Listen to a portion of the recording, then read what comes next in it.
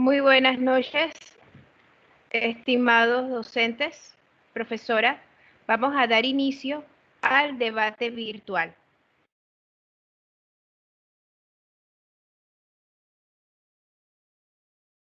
El debate virtual de esta noche es los tipos de educación y su aplicación según el contexto. Bienvenidos todos.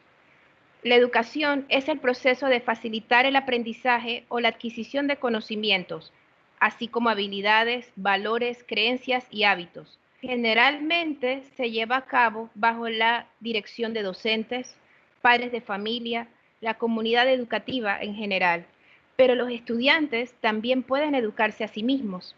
Cualquier experiencia que tenga un efecto formativo en la forma en que una persona piensa, siente o actúa se puede considerar una acción educativa. A continuación, vamos a dar inicio a un debate virtual donde los docentes presentes van a presentar cada uno un tipo de educación y nos van a manifestar las ventajas y los beneficios de ese tipo de educación. Arrancamos nuestra primera sesión, nuestra primera ronda con educación en general, diferentes tipos de educación. Y vamos a iniciar con la educación regular versus no regular, a cargo de las docentes Janet Saldaña y Dora Martínez. Adelante, arrancamos con educación regular. Muy buenas noches, profesores, profesoras, la audiencia en general. Sí, yo les voy a hablar sobre la educación regular en Panamá, ¿verdad? Dice que todos los panameños tenemos derecho a la educación, a realizarla de una forma continua. Iniciamos con la educación pues preescolar, la educación primaria, la educación premedia, la educación media. Estas se dan de una forma gratuita y obligatoria. También la educación pues regular implica la educación superior, que es bueno ya a nivel universitario. Lo más relevante de la educación superior es la equidad y las oportunidades que se les ofrecen a todos, ¿verdad? Se ofrece pues una amplia cobertura escolar y los servicios educativos para todas las edades de la población, incluyendo a las indígenas, a las urbanas, las rurales, pues y entre otros. ¿Qué nos dice la compañera, la docente Dora Martínez, acerca de la educación no regular?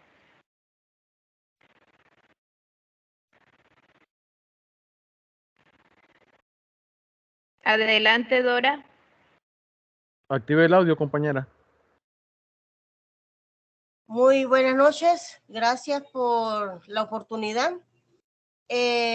Todos tenemos conocimiento de la educación no regular mediante la Ley 47 de 1946, Orgánica de Educación, con sus modificaciones y adiciones destinadas al capítulo segundo denominado el sistema no regular, en los artículos 99 al 112 para sustentar legalmente lo concerniente a la educación de jóvenes y adultos. Este subsistema no regular va dirigido a individuos en distintas etapas de madurez que no pudieron iniciarse o que abandonaron el subsistema regular, y aquellas personas que por sus condiciones físicas, sensoriales, mentales o sociales no pueden beneficiarse óptimamente del mismo. Es por esto que no cuentan con una clasificación secuencial como el sistema regular. Sin embargo, se pueden distinguir tres áreas de atención: la educación inicial, la educación para jóvenes y adultos y la educación especial. Muchas gracias, profesora. En la misma línea vamos a continuar ahora con la educación formal versus la educación informal. Y empezamos con la profesora Aderis. Profesora Aderis, adelante. Sí, muy buenas noches, compañeros. Les vamos a hablar sobre la educación formal. Es importante por los maestros, especialmente los calificados que se supone que son eficientes en el arte de la instrucción. También observamos una estricta disciplina todo el alumno como profesores y conocer los hechos que se involucran en el proceso de la educación. La educación formal es un tipo de educación que regula intensidad y planificación. Este tipo de educación se produce en espacio de tiempo concreto. Además, con ella se recibe un título. La educación formal la identificamos con la educación primaria, secundaria y estudios superiores. Muchas gracias, profesora Deris. Ahora vamos a tocar otro tópico de la educación muy importante, la educación pública versus la educación particular. Aquí vamos a empezar con Me saltaste. perdón, disculpen, nos faltó el versus con la educación informal a cargo del profesor Kenneth Kiel. Muy buenas noches, profesoras y La no compañeros. informal. Yo voy a debatir lo que es la educación informal. La educación informal como tal es un término genérico que se engloba, ¿verdad? O señala el tipo de educación recibida fuera de estas instituciones educativas tradicionales, como lo son las escuelas, los colegios y las universidades. Este concepto se refiere a las varias formas de educación alternativa, como lo es la desescolarización y la educación en el hogar, aprendiendo de una forma natural y espontánea a través de experimentos, ¿verdad? Aquí sobresalen lo que es el autodidactacismo y el trabajo juvenil. Este tipo de educación lo veíamos mucho en nuestros ancestros cuando aprendían de una manera empírica. Todo lo aprendían en el quehacer diario y no necesitaban de ir a una escuela como tal y llegaban a ser profesionales. ¿Verdad? Aquí sobresale también o se dan también lo que es la educación informal, se ve a través de muchos medios masivos como lo es la televisión, la radiodifusión, cine, revistas, periódicos y el internet, y también a través de otros canales como lo son las ludotecas y los centros sociales. Muchas gracias. Muchas gracias, profesor. Continuamos con otro tópico importante que es la educación pública versus la educación particular. Y aquí entran las profesoras Nubia y la profesora Janet. Arrancamos con la profesora Nubia Montenegro. Buenas noches a todos. Hoy les quiero conversar sobre la educación pública.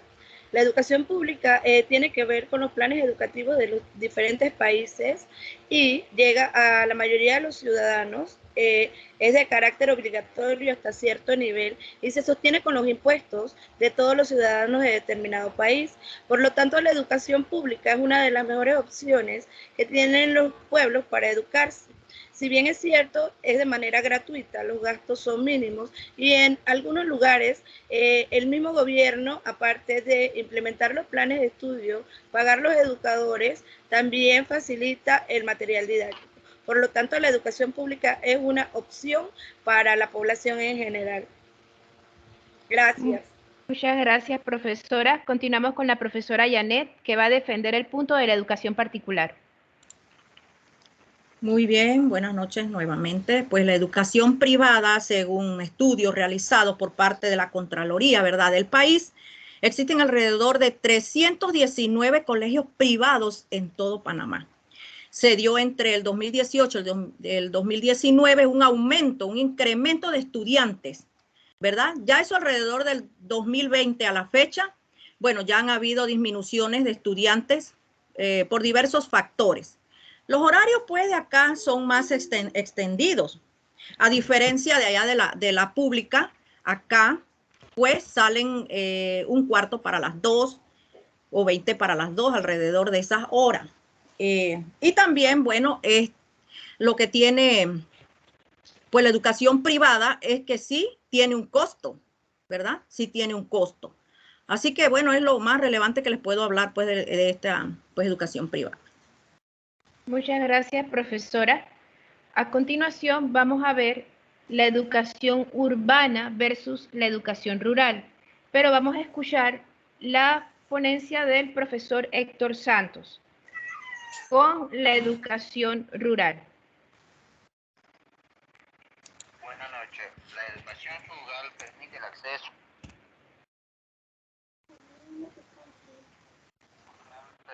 acceso a la escolaridad de los campesinos y de este modo la institución favorece la integración social y brinda oportunidad de progreso a quienes viven en regiones muy alejadas. Por otra parte, ¿qué es la heteroeducación? Bien, la compañera Maricel pues no se encuentra en este momento, así que vamos a pasar a al siguiente versus de la educación presencial, semipresencial, donde vamos a escuchar al profesor Kenneth sostener el punto de la educación semipresencial. Adelante, profesor. Ok, me toca hablar sobre lo que es la educación semipresencial. La educación semipresencial o el aprendizaje semipresencial se refiere a la combinación del trabajo presencial en un aula y del trabajo en línea, donde vemos combinado lo que es el Internet y los medios digitales. Lo hemos visto marcado en estos 2 años de pandemia que hemos tenido que aprender a trabajar mediante computadoras, hemos tenido que aprender a utilizar medios digitales como lo es el Classroom, el Google Meet, el Zoom, ¿verdad? En donde una persona que es estudiante o un profesor puede controlar algunos aspectos o factores como lo es el lugar, el momento y el espacio de trabajo, ¿verdad?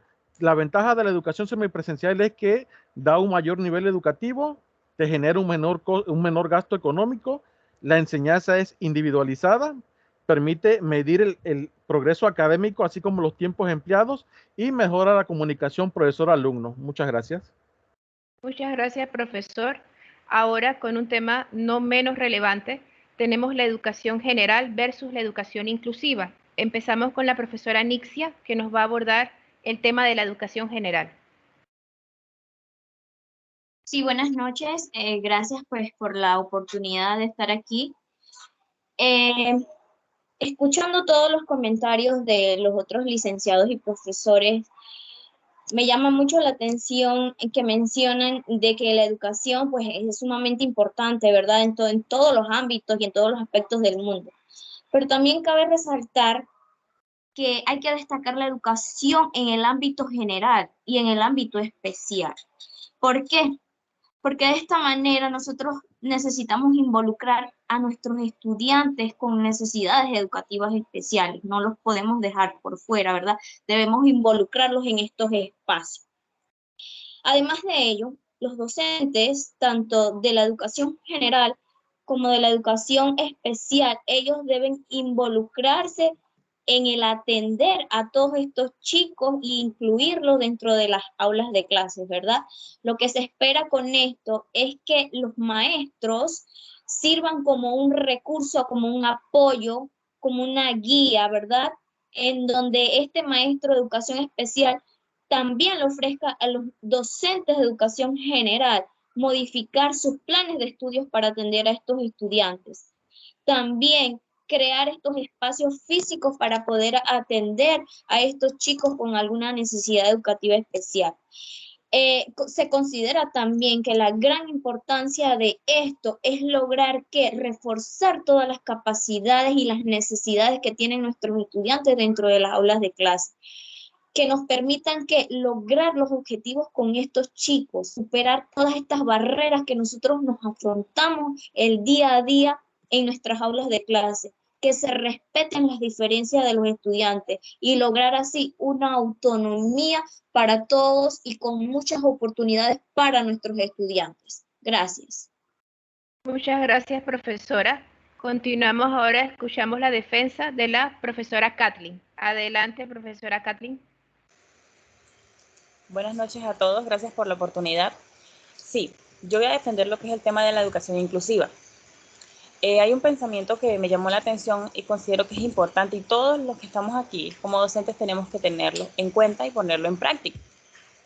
Solo a través de las prácticas inclusivas vamos a transformar los ambientes, también podemos transformar lo que son las creencias y sobre todo nos vamos a transformar nosotros mismos. La educación inclusiva implica que todos los niños de alguna comunidad en general aprendan de un mismo entorno, independientemente de las características personales, socioeconómicas o culturales que ellos posean. Esta es la base para educar personas que sean tolerantes, respetuosas y empáticas, donde aprenden unos de otros. No solamente van a aprender, el estudiante va a aprender del docente, sino que va a ser en general. Tanto el docente aprende como el estudiante aprende. sin discriminar a ningún estudiante, ya sea por su raza, creencia, lo que el estudiante posea por dentro. También existen, les voy a mencionar algunas de las características que posee lo que es la educación inclusiva. Se basa en lo que es la visión del niño. También en la escuela inclusiva no existen requisitos ni accesos de mecanismos para entrar a la misma. Es libre para todo, cualquier estudiante puede entrar, ya sea de China, de México, de donde sea el estudiante. No se restringe la educación. La escuela inclusiva persigue la mejora de la calidad de vida del niño y de sus familias. La escuela inclusiva también no solo ve lo que es el estudiante, también incluye lo que es el padre de familia, a la comunidad en sí. Todos trabajan unidos por el bien de la educación, por el bien de ese niño y su desarrollo. La escuela inclusiva también ofrece una relación positiva de colaboración con los familiares, como ya les mencionaba, basándose en el respeto, en las actitudes reflexivas, en lo que es la empatía y lo que es la escucha activa y proactiva. También la escuela inclusiva evalúa los procesos que tiene el alumno, tanto individual como grupal. Ese sería mi aporte. Muchas gracias. Muchas gracias, profesora Kathleen. Y algo importante, disculpe. Siga. La educación inclusiva es para todos, o sea, como le decía, no tiene barreras, o sea, todos pueden entrar. Gracias. Muchas gracias. Como hemos visto, todos los tipos de educación en esta primera parte tienen su importancia, su valor y su justificación. Y vemos que cada tipo de educación complementa o viene a resolver una carencia o una necesidad de la sociedad. Continuamos con nuestro debate y ahora vamos a pasar a un punto muy importante, la educación según el sistema, algo que se ha hecho vigente sobre todo en estos tiempos de pandemia, la educación tradicional versus la educación no tradicional. Y aquí vamos a tener a las profesoras Dora Martínez y la profesora Nubia Montenegro. Arrancamos con la educación tradicional.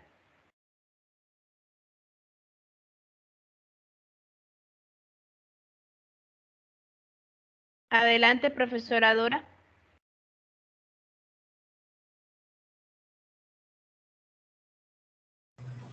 Gracias nuevamente por la oportunidad. Y en este momento aprovecho para señalar que la educación tradicional es un modelo educativo que se viene aplicando desde el siglo XVIII, momento en que surge la escuela como institución y en que los grandes pensadores eran quienes transmitían la información y no se reflexionaba sobre esta, a tal punto que quienes lo hacían corrían el riesgo de ser condenados a muerte. Dentro de algunas características de la educación tradicional, les puedo señalar que el docente es el centro de todo. Él es quien tiene el conocimiento y por ende el que lo imparte. Lo forma principalmente, la forma principal de este aprendizaje para el estudiante es el memorístico y es el estudiante responsable de memorizar información y conocimientos, ya que es una educación basada en la memorización y no en la creación. Este método de enseñanza es igual para todos los estudiantes y no se tiene en cuenta las habilidades individuales. Se limita la creatividad y la individualidad de los estudiantes. Muchas gracias. Muchas gracias, profesora. Ahora la profesora Nubia Montenegro va a defender la educación no tradicional. Buenas noches a todos. Les voy a conversar esta noche sobre la educación no tradicional. Si bien es cierto, cuando escuchamos educación no tradicional, pensamos en muchas opciones de educación que estamos teniendo actualmente. Pero investigando me di cuenta que la educación no tradicional se está implementando en muchas escuelas, no en todas, pero es muy beneficiosa para los niños, ya que la educación tradicional, no tradicional, establece que los niños deben aprender por medio de proyectos, de experiencias propias.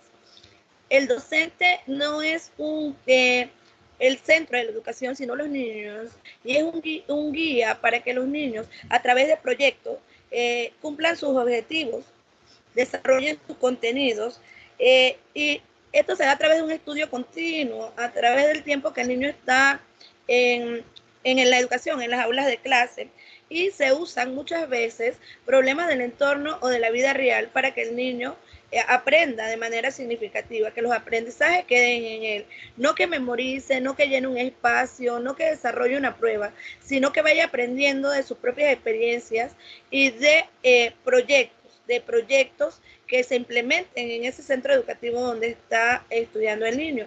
Y estos son muy beneficiosos para los niños. Gracias, tengan buenas noches. Muchas gracias, profesora. Continuamos con los puntos a debatir y ahora tenemos la educación. Ya vimos la educación según el sistema, ahora vamos a ver la educación según los sujetos, como los tipos de educación, cómo se educa la gente. Y aquí tenemos 3 puntos, la heteroeducación, la coeducación y la autoeducación. Vamos a iniciar con la profesora Nixia y la autoeducación. Sí, entrando en materia, puedo percibir que este tipo de educación según el sujeto, a la cual pues me voy a involucrar más en lo que es coeducación, puedo mencionar que para mí, y no quiero entrar en debate con el aporte de cada uno de los licenciados que se encuentran aquí, pero considero que este tipo de educación, en mi visión, es el más importante. ¿Por qué? Porque involucra todos, tanto hombre como mujer, no hay diferencia de sexo, no hay estrato de diferencias económicas, no hay diferencias en cuanto a las capacidades, ¿verdad? Porque esto lo involucra todo, ¿verdad? En vez de que sea un obstáculo, son factores muy importantes que favorecen lo que es la reconstrucción, o mejor dicho, la construcción vital dentro de lo que es la sociedad. Además de ello, cuando mencionamos coeducación, nos estamos refiriendo a algo que esté basado en igualdad, ¿verdad? Sin discriminación de nada, ni de los sexos, ni de oponerse a nada, ¿verdad? Porque es una educación mixta, en donde esto lo que busca es erradicar las relaciones de dominio, ¿verdad? Entre el hombre y la mujer, porque ya estamos en tiempo en que se le brinda la oportunidad a ambos sexos a tener igualdad, ¿verdad? Igualdad desde las diferencias, ¿verdad? Entonces es muy importante, y para mí este tipo de educación según el sujeto es la más importante, a pesar de que hay muchas opiniones contradictorias a esta, pero considero que esta pues es la más importante. Muchas gracias, profesora. Corrijo, la profesora Nixia vio el punto de la coeducación, como muy bien lo expuso. Continuamos con la profesora Kathleen, que nos va a aportar sobre la autoeducación.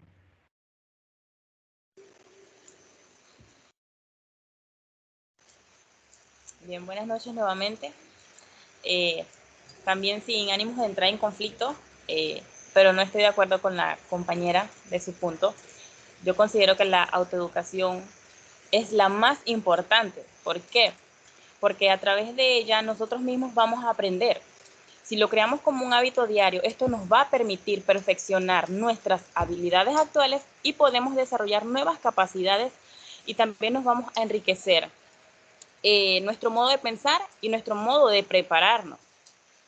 En ciertos sentidos, en la actualidad o en todo momento, estamos practicando lo que es la autoeducación. Por ejemplo, cuando escuchamos alguna palabra y no sabemos el significado, para informarnos nosotros vamos a buscar qué significa esa palabra. Allí estamos poniendo en práctica lo que es la autoeducación. Si bien es cierto, es importante lo que es la heteroeducación y la coeducación, pero considero que eso va más para las personas que, digamos, en cierto nivel son conformistas, porque es cierto, vamos desde un nivel de preescolar a la secundaria, luego a lo que es la parte de la universidad. Como todos tenemos una meta en la vida, cosas que queremos lograr, propósito. Muchas personas se sienten conformes tienen diplomas, tienen un trabajo estable, tienen una familia, y eso está bien. Está bien que las personas quieran realizarse así, pero existen otro tipo de personas que van más allá de solamente tener ciertos límites. Por ejemplo, hay personas que siguen creciendo en lo que es la educación, ya sea por sí mismos o, como lo mencionaba, por medio de otras personas mediante lo que es la heteroeducación. Todas las personas, como mencioné, que ya tienen, por decirlo, un prospecto de lo que quieren para su vida. Está bien, pero también hay personas que quieren seguir creciendo. Y ahí es donde entra la autoeducación. Y más ahorita, en el presente y en la realidad que estamos viviendo, que tenemos que estar actualizados a la vanguardia de lo que es la tecnología. Ya lo que la era de la tecnología, que es en la que estamos, eso no va a cambiar. Entonces, nosotros mismos tenemos muchas herramientas que ya nos facilitan a educarnos de manera individual, que no necesitamos un profesor.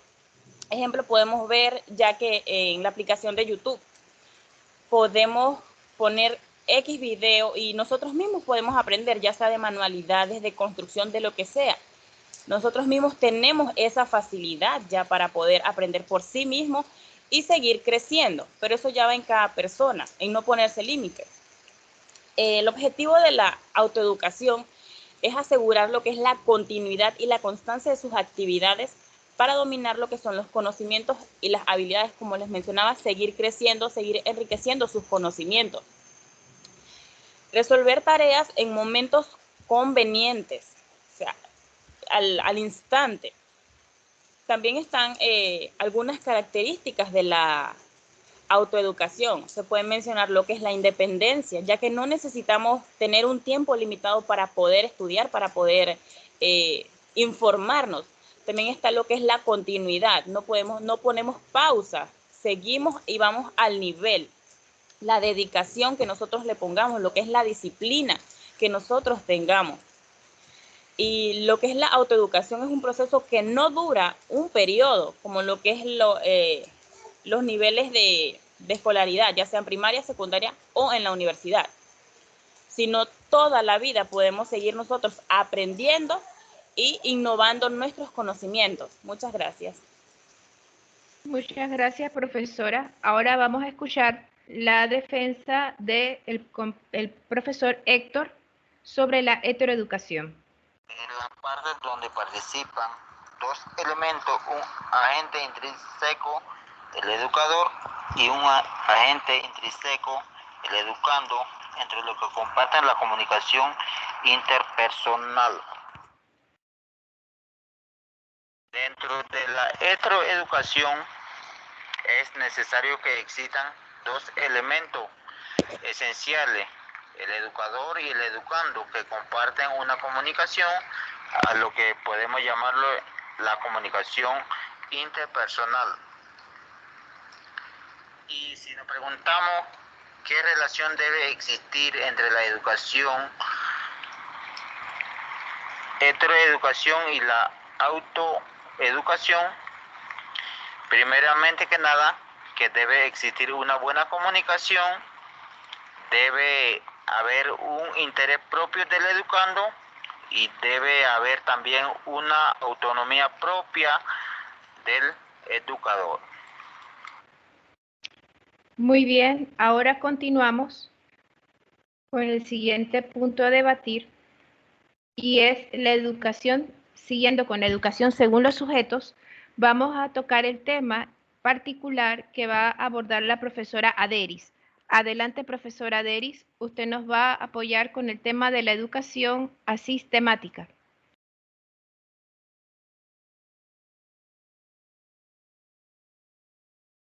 Profesora Aderis, ¿se encuentra Aderis en la sala? Ya. Ajá, Sí, gracias. sí. La educación asistemática es aquella que se desarrolla en la escuela a través de métodos y siguiendo un plan establecido por medio de programas escolares. La educación sistemática sí es impartida en los establecimientos en los establecimientos.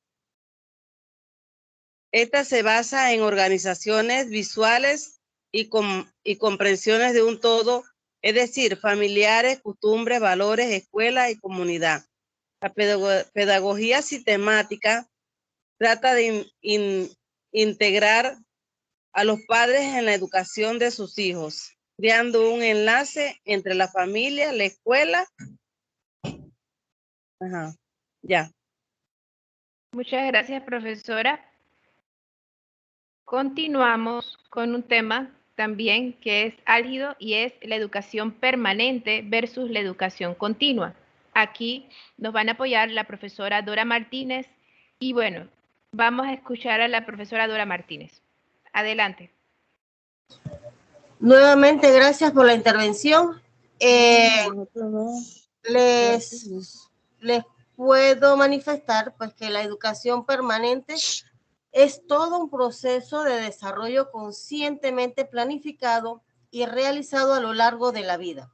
Es un conjunto de procedimientos económicos, organizativos, administrativos y didácticos para el fomento del aprendizaje, deliberado y no espontáneo, que busca la consecución de un desarrollo personal, social y profesional.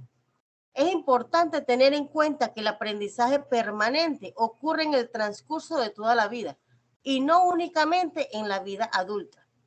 El término educación permanente no es sinónimo de educación de adultos, ni tampoco de formación vocacional. Este abarca un campo muy amplio y se está aplicando a nuevas actividades y tiene como principal objetivo incrementar las posibilidades de que cada individuo se exprese en el plano intelectual, emocional, social y profesional con el fin de desarrollar su personalidad. Muchas gracias. Muchas gracias, profesora. A continuación, vamos a escuchar la ponencia que nos presenta la profesora Maricel referente a los puntos de la educación urbana y de la educación presencial. Buenas tardes. Primero, la educación presencial no es solamente para adquirir acceso a contenidos, sino que es también un espacio donde hay innumerables oportunidades para desarrollar de manera permanente habilidades socioemocionales y adquirir valores para vivir en sociedad. La educación presencial mejora la comprensión del mundo real de profesores y otros estudiantes. Asegura la interacción en tiempo real, que crea una oportunidad de oro para la conexión de las relaciones interpersonales en el aula. Desarrolla habilidades sociales, lo que es una parte vital del proceso de aprendizaje tradicional. Es más accesible porque nos da la oportunidad de contar con una educación equitativa y de calidad. Facilita la organización, es decir, que permite a los estudiantes aprender a planificar las tareas y respetar el tiempo. La clase presencial te motiva porque te permite concentrarte más en tu aprendizaje porque hay menos distracciones en casa.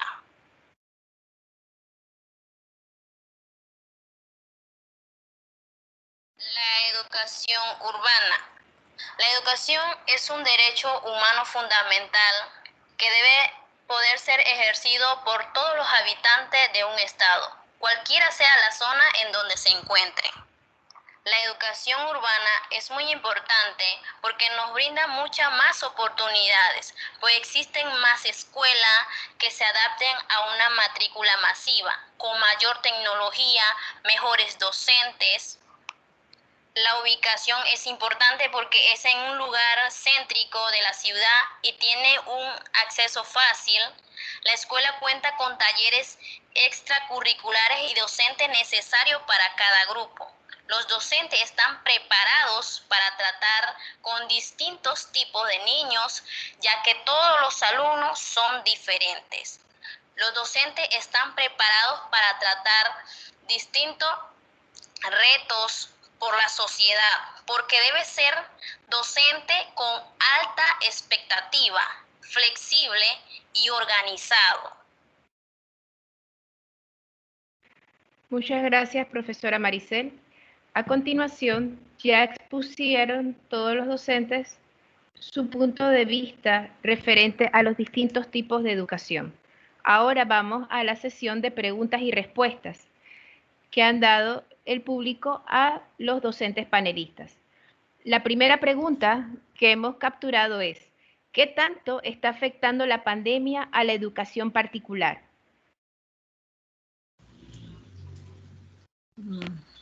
Buenas noches nuevamente. La profesora Janet Saldaña les va a contestar, ¿verdad? Esa interrogante. Bueno, como bien mencioné antes, desde el 2020 hasta la actualidad ha disminuido las matrículas en las escuelas particulares. Se han cerrado centros educativos, los grupos se han visto reducidos. De hecho, el año pasado yo tenía 10 estudiantes en un grupo porque yo daba 2 grupos. Y este año me correspondió el mismo grupo, pero quedaron solamente 4 estudiantes. Y del otro grupo, 3 estudiantes nada más. Así que también se ha visto pues estudiantes con deficiencia en las asignaturas de matemática, de español, biología, química, entre otras que son pues asignaturas fundamentales para el desarrollo, ¿verdad?, de cada estudiante. Muy bien. Los estudiantes también en edades premedias no saben entender, no comprenden lo que leen. Ese es otro factor que está afectando también. También tenemos, bueno, lo que es la lectura y la escritura en niños de 4º grado, ¿sí? Y pues la difícil situación económica es la que ha hecho que los estudiantes se trasladen a las escuelas públicas, porque los padres de familia pues no cuentan con los recursos suficientes o a los incrementos que se han dado con los pasajes, ¿verdad? Y demás, entonces se han visto en la necesidad pues de irse a las escuelas públicas. Pues muchas gracias, espero haber pues respondido a la pregunta de ella, de la persona que realizó, ¿verdad?, el cuestionamiento. Muchas gracias, profesora. Ahora vamos a escuchar la respuesta a la pregunta que hicieron de cuáles son los problemas de la escuela rural. Contesta esta pregunta el profesor Héctor Santos. ¿Cuáles son los problemas de la educación rural? En este caso, al no contar con las instalaciones apropiadas, ni siquiera con la habitación, mobiliario adecuado, los materiales educativos con los que los maestros puedan cumplir con implementar su enseñanza. Además de esto, los trabajos se hacen muy limitados. También existen las similitudes y diferencias dentro de lo que es la educación urbana y la educación rural. Podemos decir que en ambos tipos se da lo que es la deserción escolar. En ambas partes también se aprueba la asignatura al mínimo calificación establecido. Y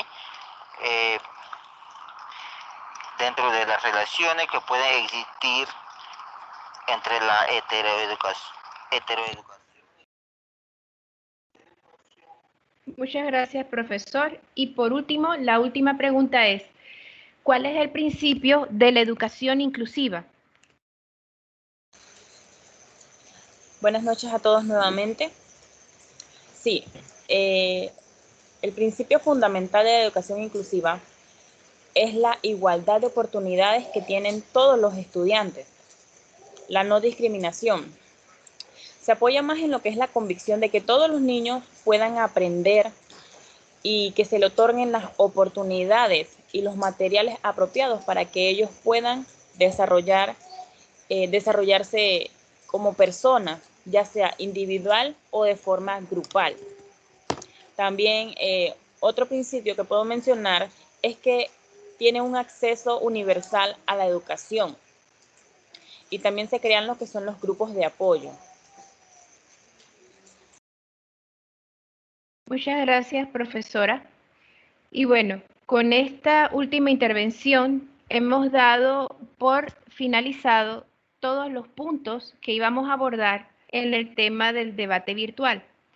Queremos con esto concluir que la educación, los diferentes tipos de educación, todos tienen su valor, todos tienen su importancia, todos han cubierto un papel primordial para la sociedad y no se debe descartar ninguno.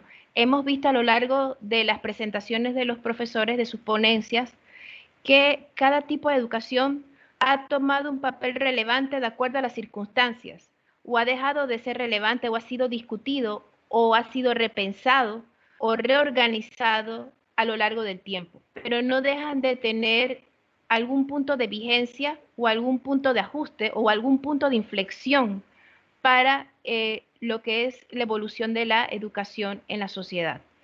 Con este punto nos despedimos y damos por concluido nuestro debate virtual de los tipos de educación y su aplicación según el contexto. Le decimos a la profesora que todos los compañeros han participado. Prácticamente hemos tenido un compañero que no se pudo presentar y que, bueno, posteriormente él dará sus razones, pero todos los demás han participado en el debate, todos participaron en la organización del debate también. Y con esto damos por terminada nuestra presentación del debate virtual.